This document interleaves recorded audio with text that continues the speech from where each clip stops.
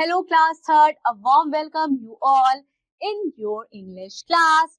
Hope you all are doing good बच्चों. And also आपने previously जो poem हमने पढ़ी है उसको अच्छे से रिवाइज किया होगा और अपने क्लास में अपने फ्रेंड्स को सुनाया भी होगा. बच्चों आज हम पढ़ेंगे lesson number 5. So lesson number 5 is about the boy who stuck out his tongue. एक ऐसा लड़का जिसने अपनी जीभ जो है फंसा ली थी. Who stuck out of his tongue. चलिए देखते हैं ये कहानी किसके बारे में है. जरूर किसी शैतान बच्चे के बारे में होगी ये कहानी.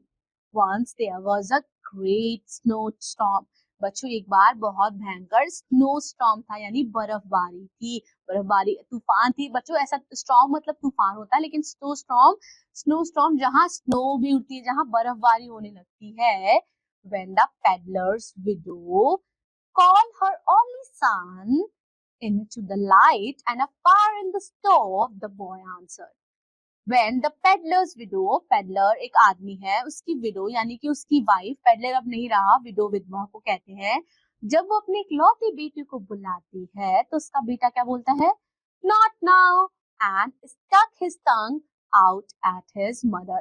वो क्या करता है? ऐसे जीभ निकाल के अपनी माँ को चिढ़ाने लगता है कि अभी नहीं, अभी नहीं. He was a disobedient boy. वो बहुत ही डिसोबीडियंट था, आज्ञाकारी नहीं था. वो अपनी माँ की बात को नहीं मानता था. But you promised me you'd light the fire. उसकी मम्मी कहती है लेकिन तुमने मुझसे वादा किया था कि तुम fire जलाओगे. You even gave me a word. और तुमने मुझे वर्ड भी दिया था. वर्ड मतलब प्रॉमिस करना. Promise? I'm too busy. He made another snowball and sent it flying. वो बोलता है अरे कैसा प्रॉमिस, मैं बिजी हूँ. वो क्या करता है, जो स्नो है ना, स्नो से बॉल बनाता है और उसको ऐसे फेंकता है. Wait till I get you, she shouted. उसकी मम्मी बोलती है कि रुको रुको मैं तुम्हें अभी बताती हूँ. ना ना ना, you can't catch me. फिर वो छोटा बच्चा बोलता है नहीं नहीं नहीं, तुम मुझे नहीं पकड़ सकती. इधर आप देख सकते हो ना बच्चे ने कैसे अपनी जीभ निकाली है ना. They ran around in circle. और वो सर्कल में दौड़ते रहते हैं. And just as she was about to grab him, जैसे ही वो उसको पकड़ने चलती है, he stuck his tongue out again. और वो फिर से अपनी जीभ को बाहर निकालता है. This time he slipped and fell against an iron railing. It was so cold that his tongue stuck to the railing. और जैसे ही उसको वो पकड़ने चलती है, वो अपनी जीभ बाहर निकालता है, उनको चिढ़ाता है. अचानक से बच्चों वो एक आयरन लोहे की रेलिंग पे अपनी जीभ को ऐसे ही करके वो गिर जाता है और उसकी जीभ जो है वो लोहे से चिपक जाती है. क्योंकि बच्चों स्नो स्टॉर्म हो रहा होता है, चारों तरफ बर्फ रहती है, बर्फ रहती है, ठंडक रहती है.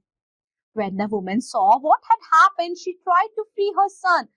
जैसे वुमन ने देखा कि क्या हुआ, उसके बेटे की जीभ जो है वो रॉड पे अटक गई है. वो उसे खींचना चाहती है, खींचने लगती है, लेकिन वो ऐसा नहीं कर पा रही होती है क्योंकि उसके बच्चे की जीभ जो है वो नहीं निकलती है. So the poor widow trudged down the snow until she reached the shoemaker shop. तो वो खींचती है लेकिन ऐसा नहीं होता है. तब वो शू मेकर की शॉप पे जाती है यानी कि बच्चों कॉबलर मोची की शॉप पे जाती है. वो कहती है, अपनी सारी बात बताती है कि ऐसे ऐसे मेरे बच्चे की जो जीभ है वो रॉड पे चिपक गई है. After he heard what happened, जब मोची ये सुनता है कि क्या हुआ, वो मोहन द कॉबलर श्रग. वो कहता है I wish I could help, but what could I do? वो कहता है कि काश मैं आपकी मदद कर सकता लेकिन मैं क्या करूं. The woman pointed to rows of shoes lining the shop. You know about tongue.